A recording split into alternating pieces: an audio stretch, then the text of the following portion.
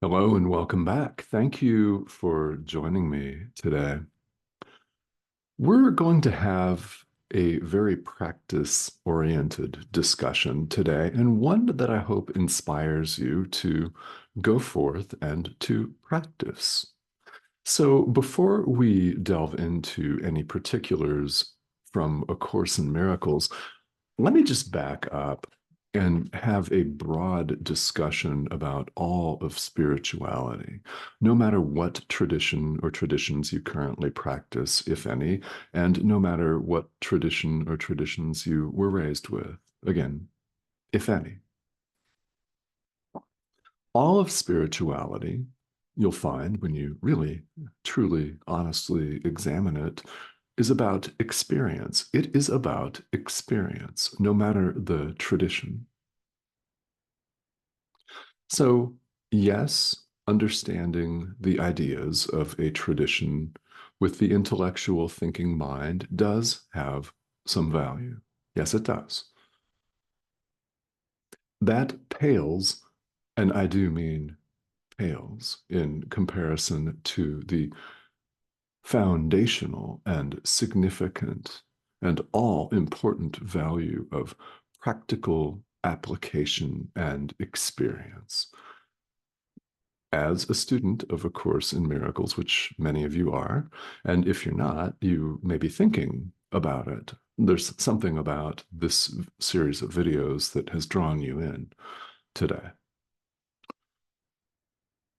We can read the Course all we want. We can watch a talking head, a pixelated image on your screen, talk about the ideas and the meaning of the Course all we want.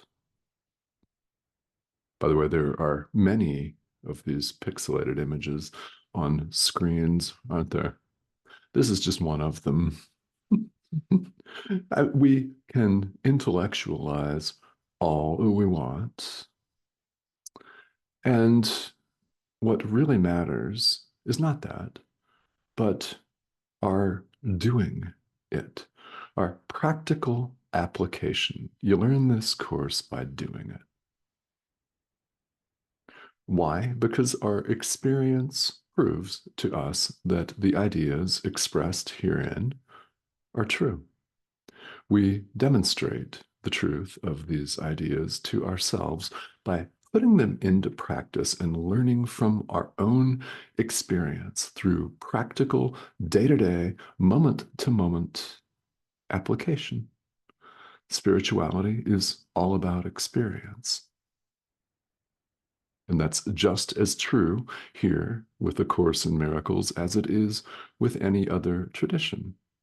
This is a self-study curriculum. How do you learn best? Practical application and experience. Because as we discover, it's not enough simply to intellectualize and understand things with the thinking mind. That's simply not enough to awaken. It's in the moment to moment giving over of our entire experience to our inner teacher, as we'll talk about in a minute, our moment to moment extending love to our brother, our moment to moment forgiveness. It's that that brings about true learning. And as stubborn adult learners, that's what we need. I mean, we can rightly call ourselves stubborn adult learners because we appear to be here having this conversation in the first place. If we weren't stubborn, we would already be awake, where we actually are. We just aren't experiencing it because we've chosen not to. Hmm, I know, right? We could choose to go home in a manner of speaking. We could choose to lift the veil, to awaken, which is what we all want deep down. It's why any of us becomes interested in this thing called spirituality in the first place. That's why. So when we hang on to darkness, the darkness of separation, the darkness of the ego, this false, completely inaccurate and mistaken sense of individual self, self-sustaining survival unit competing against all the other individual self-sustaining survival units for what we deem to be wholly and completely scarce and limited resources. You know, doing life. When we see ourselves this way, we're shutting our eyes against the light. We're choosing not to see the light. We're choosing instead darkness. We're choosing suffering. We're choosing illusion instead of truth. And whether that goes down easily and happily or not doesn't actually matter. We've all had the experience on the spiritual path of having that realization hit us like a brick. And we all need this realization because what we've been doing in refusing to see things as they are has not helped us. It has not brought us the peace of God. We may have had glimpses of this, yes, but then returned right back into the stew of daily activity and suffering and defining and defending personal territory. What do I mean by that? Well, I'll start with this: defining and then defending personal territory, for starters, right? Doing life unhappily because we're always seeking the answer. The answer is here, capital A. The answer is our inner teacher, the Holy Spirit, or call it whatever you want to call it. You may, in fact, call this by many names. It's part of our mind that will teach us, that will show us what to do in every circumstance. If only we let him enter. That's what we're talking about today, is this willingness, the little willingness to allow the Holy Spirit to enter. How do we do this? Well, we must bring all of our darkness to the light. That's what we do. And what that requires of us is our willingness to do this. That we can't see the light, we can't realize that we are the light if we continue to cling to darkness. The light doesn't force its way through. The Holy Spirit does not force. Jesus does not force. He does not coerce. Our inner teacher simply waits for us to change our mind. If we run off in darkness and do life and hide, he'll simply wait for us to change our mind. He doesn't force. The light knows that darkness is not real. So it has no need to attack. And it won't, ever. You may fear that it will, but it will not. We simply bring all of our drama to the Holy Spirit. We exercise a willingness to do our part, which is very small, in fact. The Holy Spirit takes care of the doing away with the deep, deep layers of unconscious guilt. Unconscious, we're not even aware of it, but He is. All we do is bring all of the darkness to the light. We forgive anything that is not wholly joyous in our experience, people, places, things, the weather. I mean, if your toe itches and you're uncomfortable, that's an opportunity for forgiveness. And you might want to reach down and scratch that itch too. The Holy Spirit said it's okay.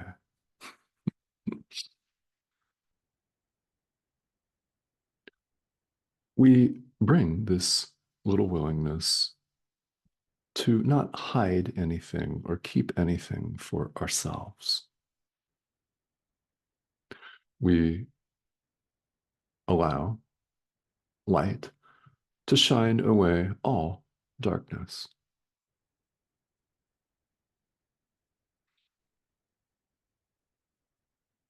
We simply allow that. And it's a decision that we make in the present moment, right now, today. It's a decision we make in the next moment, today, and the next moment, and the next one after that. And as many times as we become aware that that's the decision that leads us to the peace of God.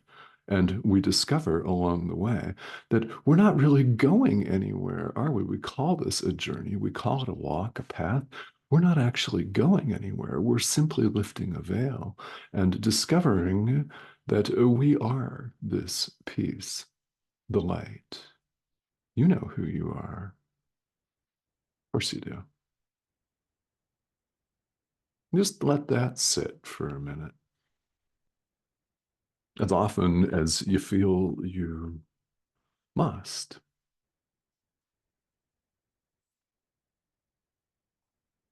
What we're doing is we're joining our perception with the Holy Spirit. We don't know what we're looking at because we're so confused. We think we're an individual. We're not an individual. The Holy Spirit recognizes this and will show us this if only we allow Him. So we join our perception with His. He sees truly. We don't. We think we're individual human beings, which is not who we really are. We know this, but we're not willing to look at that. So we relax and trust. We learn as gradually as we need to relax and trust the Holy Spirit's guidance. We join our perception with His. We share His perception. He sees truly. Now, He is not a separate unit, not an outside power or force. He's part of our mind. Remember, this part of our mind that knows God, that will help us look right past all of our illusions, if only we'll let Him. And we trust that anything that we're asked to do when we ask our inner teacher to please guide us, anything that he suggests that we do, know and trust that you can do it. If he asked you to do it, you can do it. Now it's your choice to do it, but you can. And I hope that that brings some level of comfort that's intended to bring you comfort and peace. If the Holy Spirit suggests you can smile at your neighbor, know that you can do it. If he suggests something else, know that you can do that too.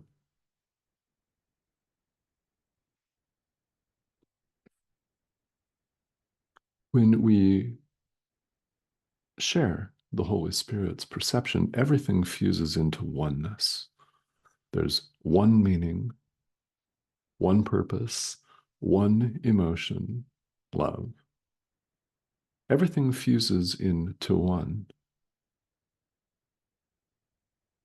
There is, in truth, only perfect oneness.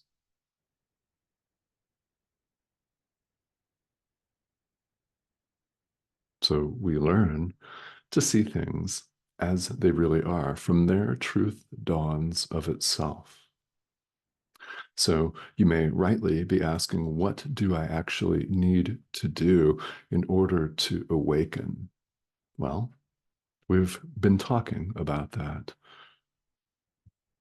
Ask your inner teacher for guidance and do as suggested. That's what's going on right now with these series of videos. You're also doing what's suggested because you're watching this series of videos, whether this is the 200th video that you've seen or more, or the first.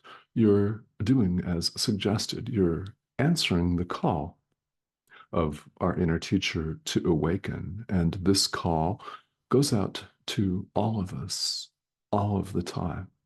The question is, are we listening? And I hope that the answer may be, yeah, I am.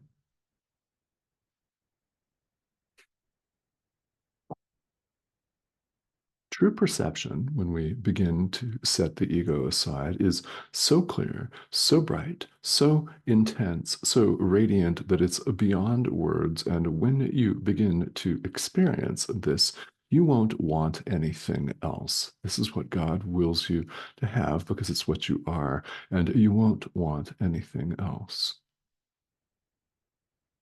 Now, you may feel and think, actively think, even proclaim that, wow, this is a long way off. Well, maybe not. I mean, let's think about this. Who knows when enlightenment will come? Can you say with any certainty? All we have, and this is part of our healing, it's part of our learning here in spirituality, no matter what the tradition, again, all we have is the present moment. All we have is right now and the power of decision right now. We can choose light or dark, life or death, if you want to put it that way. God or the ego, truth or illusion. We have this power of choice right now. Choosing not to choose is choosing illusion. Of course it is. It's exercising the power of choice, which no one takes from us, and no one can or would. The Holy Spirit won't snap his proverbial fingers, which of course he doesn't have, and enlighten us without our uncovering all of our drama and bringing it to light. We do that. And again, the Holy Spirit does not force. It would hardly be a good learning situation to have the slate completely wiped clean and for us not to do any of our own forgiveness work, which is where the action lies in studying and practicing this course and setting the ego aside. We do this, but we have help. And that's really the point. We have help and, well, shall we say, expert guidance.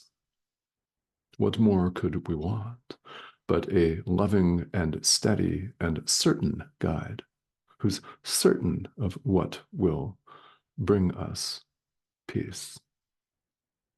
We have only to allow it to run the show and do accordingly. So I hope that in the last few minutes, something has landed. Clearly, it has to have, or you wouldn't still be watching because the video is almost over. So, whatever it is, it's all about practical application. So, to that end, questions about this particular topic, A Course in Miracles, or spirituality in general, are most welcome.